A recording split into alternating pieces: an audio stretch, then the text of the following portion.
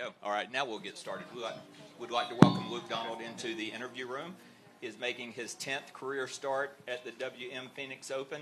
Luke, it's quite a tournament here. If we can get your comments on being back and what it's like to play in this event.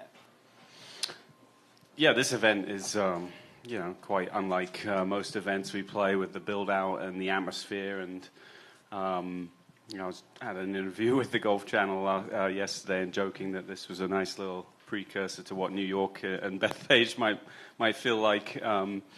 It's always a fun event. It's a pretty solid golf course.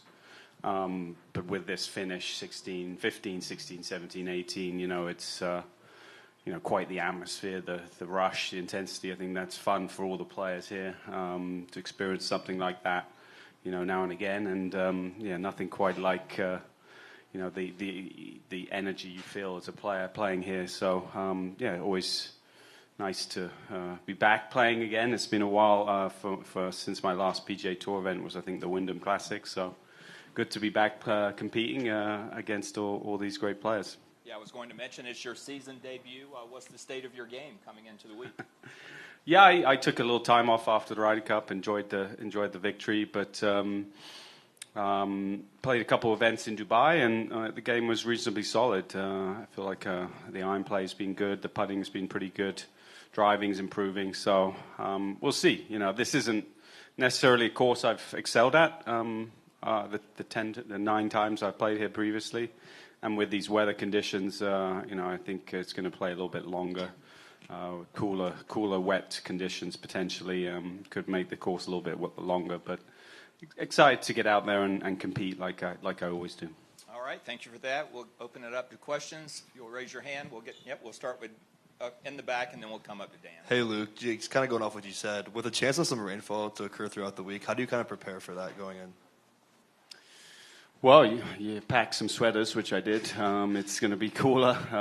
You're going to have to do a little bit more work on the range today and tomorrow. I was certainly checking my numbers, seeing how far the ball was going. Usually this week it's about 1,500 feet altitude. Usually it's a little warmer. The ball's traveling a little bit further. Now with the altitude but the cooler weathers, it's sort of getting back to almost my stock numbers. So I'll keep continuing to check that depending on the conditions. But you're just going to, the course is going to play a little bit longer, a little bit softer. Softer doesn't usually mean harder. It just means it's longer irons into some of these greens.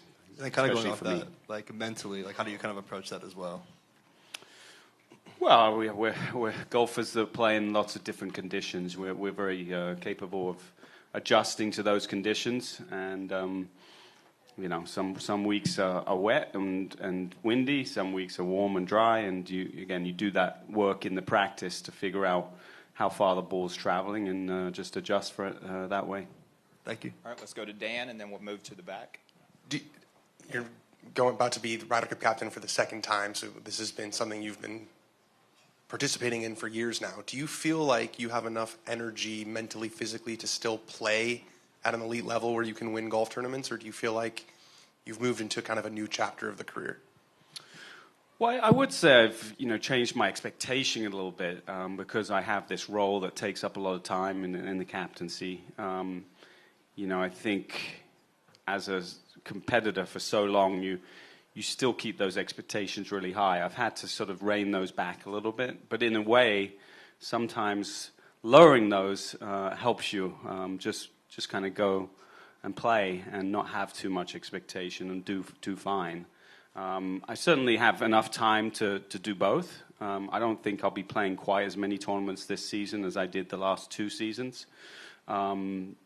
I don't think it's necessary. Plus, with my status on the PGA Tour would require some invites. I'd rather play a little bit more next year, leading up to New York, than kind of burn through some potential invites that I might be given this year. So, again, I want to play enough to here, enough in the DP World Tour, just to kind of keep an eye on some of the potential players and keep those communication and relationships going. But again, if I play 15 events this year instead of 25, that would probably be more likely.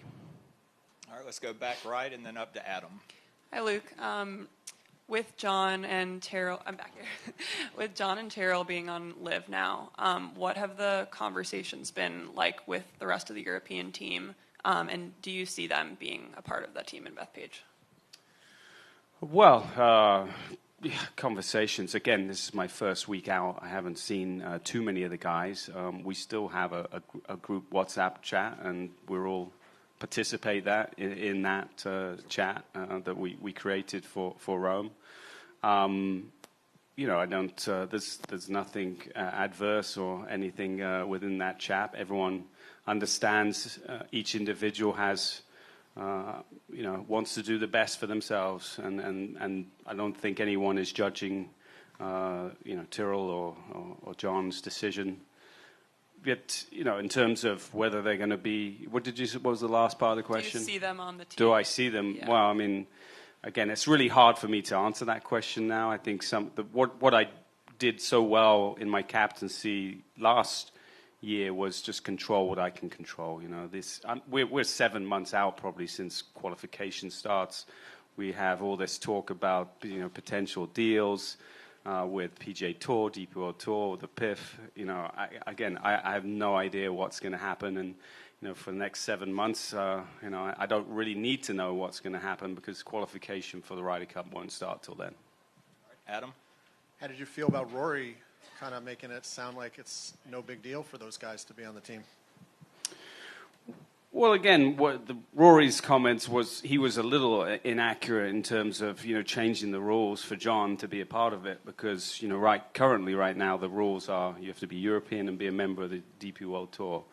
John, Tyrrell, as far as I know, are still members of the European Tour and will be eligible. So nothing's changed there. Even going back to last year. There was a couple guys playing on Live that maintained their membership, and I kept an eye on everyone that was eligible for me to be able to pick. The guys that decided to resign their membership, at that point I couldn't pick them. But at this moment, those are the rules, and so far, I'm sure John, I'm sure Tyrrell, they want to be a part of it, and they will. I hopefully adhere to whatever the rules are that allows them to play in the Ryder Cup. You already brought Eduardo back for next time. Do you envision a scenario where some of the Live guys could be in the back room? I mean, it's always a possibility. Again, I do think the vice captains that I had in place last year obviously were very much in touch with a lot of the players that were eligible. Again, the Sergios, the Lees, the Ians, those guys have a legacy and a history and part of the Ryder Cup. But again, it's very hard to tell. A role of a vice captain is being around, the players and having those relationships. And we didn't have anyone on Live in the 2023 Ryder Cup, so we'll have to see, whether those relationships are good enough. But again, these are all questions that I don't really need to make decisions on right now. All right, let's take two on the back row, far right, and then far Hi, Luke. left. How do you feel when some of your when some of your guys in the European team told they will pay for being in the Ryder Cup, but then they're going to leave and put in risk that privilege or that role? I'm sorry, I'm not quite understanding the question. What do you feel when some people in the European team, like John, say, I will pay for being in this team, I will pay for playing the Ryder Cup, but then they go to leave and put in risk being in the Ryder Cup? I'm still not quite understanding. Does anybody understand that? John Ram told a few months ago, I will pay for... I will pay. I love this so much, this competition, that I will pay for being here. When all the talking about they deserve to be paid or not, John told, I will pay for being in the Ryder Cup. And then they put in risk. Yeah, again, John is someone that decided that was the best choice for him. A lot of guys have decided that going to Live is the choice that they were comfortable with, and they thought it was again the right decision for them. I'm not here to judge that. Sometimes there are consequences to those decisions. There's been a lot of talks about the world rankings and should live guys get it. I think sometimes there are consequences to certain decisions, and I think a lot of these guys knew that going into it. But again, have a long way since qualification begins. 7 months or so. A lot can happen with the game. It's continuing to change. It's continuing to evolve. We don't know what's going to happen over the next few months. So until I know, again, I'm not going to make any decisions. All right, let's go right here in the middle and then far left. Hey, Luke. The environment on number 16 obviously is unlike anything else on tour, but what is going through your head on number 15, knowing you're headed to the stadium right after? Well, I think, it's you get a visual sense. You see the massive structure to the right of the green. You hear the roars. It's like, again, it's a little bit like walking into a coliseum. You're excited. Your heart rate starts to get a little bit higher, and it's up to the player to obviously control that enough to hit a good shot. 16 is a great par 3. It's not overly long, but you can certainly easily miss the green, and you'll be welcomed with some boos if you do. So again, it's a great hole. I love shortish par 3s that test you. And certainly it tests you physically and mentally. What is the best way to play number 15? Just the way to shoot the ball. If you can reach in too, I think you'd advise to go for it and try and make birdie that way. I played it on Monday and it was into the wind and I had no chance of getting there in 2. So it was a layup and a wedge and try and make birdie that way. All right, back left and then we'll come over to Kevin. Luke, when you look back at 2012, what do you think made that team so special? Medina? Yeah.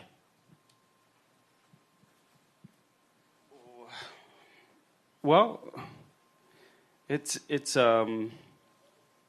what made that so special? I think if you think about Jose Maria role as captain, he certainly talked a lot about Seve.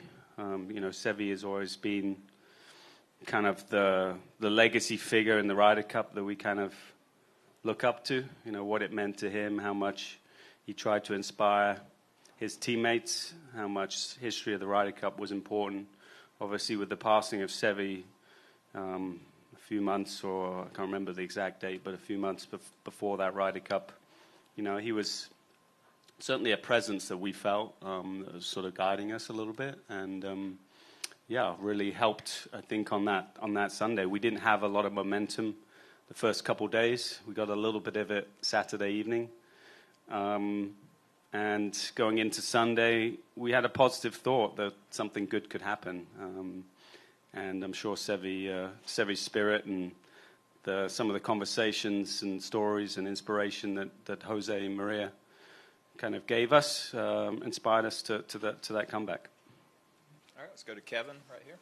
How would you say hole 16 has evolved through the years, kind of from when you first started in 2002, the vibe there, to what it's like now? Yeah, it just seems to get bigger and bigger each year, just more and more people, more and more atmosphere. I've been coming here, I think, maybe 03 was maybe my first year, and there weren't any stands then. I think it was just people around. So it's gone bigger and bigger. It attracts a very strong field, I think, most years, and because it is such a fun event. I think even as good as 16 is, 17 is just as good a hole. One of the best drivable par 4s that we get to play on the PGA Tour. It's very, very well designed hole, and with 16 and 18, it's one of the best finishes that we have out here on the PGA Tour. And I couldn't find the video, but there's a story of Bernhard Langer hitting it to 5 feet on 16 and flapping his arms, and knowing him, what does the hole have to be like to get him to do that during a tournament? Well, yeah, he doesn't tend to show too much emotion, Bernard, but yeah, it's we feel it as players. We feel the pressure. There's definitely that expectation from the crowd that they want to see a good shot, but if you don't hit a good one, you're going to feel it. So your heart rate definitely goes up a little bit more than you would on a normal shot. All right. Anything else? Luke Donald, thank you, sir. Appreciate your time.